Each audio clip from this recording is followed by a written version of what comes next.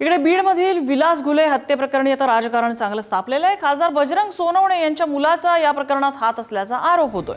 मारहाण करणारे सौरभ सोनवणे यांचं नाव घेत होते असं रमेश घुले यांनी आरोप केलाय। मृत विलास घुले यांचा भाऊ रमेश घुले यांनी या प्रकरणात आरोप करत बजरंग सोनवणे यांच्या मुलाची चौकशी करायची मागणी केली आहे। हत्या झाली त्यावेळी मी येडेश्वरी कारखान्यात होतो असं सौरभ सोनवणे यांनी यावर स्पष्टीकरण दिलंय। मला या प्रकरणात अडकवण्याचा प्रयत्न होतोय असं सौरभ सोनवणे यांचं म्हणणं आहे। ते खासदार बजरंग सोनवणे यांचे पुत्र आहेत।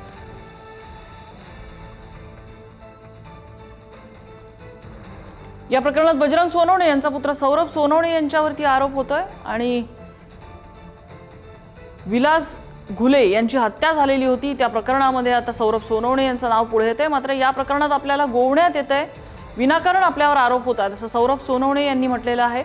बजरंग सोनवणे खासदार बजरंग सोनवणे यांचे ते पुत्र आहेत। शरद पवार यांच्या राष्ट्रवादी काँग्रेसचे खासदार आहेत बजरंग सोनवणे। आज असं म्हणणं क्लिअर तपास करा, तुम्ही तपासामध्ये पूर्ण त्याचे कॉल डिटेल चेक करा, त्याचा कॉल झालाय का ती बघा। जो गायकवाड म्हणून रामेश्वर ज्याने की चाकूने हल्ला केलाय त्या गायकवाडच्या मुलाचे कॉल डिटेल चेक करा।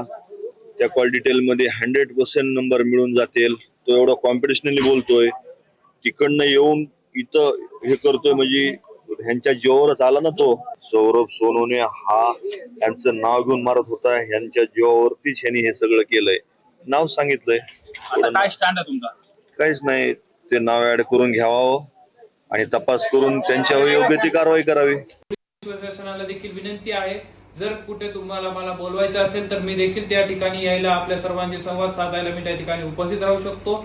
जर तो माझ्यावर कोण आरोप करत असतील तरी त्या आरोपाला मी सामोरे जाऊन आपल्या सर्वांचे पोलीस प्रशासन ज्या ठिकाणी मला बोलवेल त्या ठिकाणी येऊन मी आपल्या प्रश्नांना उत्तर द्यायला तिथे हाजीर असेल। कुठल्या तरी राजकीय द्वेषापोटी माझं नाव यामध्ये घेतलं जातंय का हे देखील बघितलं पाहिजे। आपण सर्वांनी बघितलं गेलं की या ठिकाणी माझं नाव यामध्ये घेतलं जात आहे, परंतु यात काहीच तथ्य नाहीये। हे सगळे बिनबुडाचे आरोप आहेत।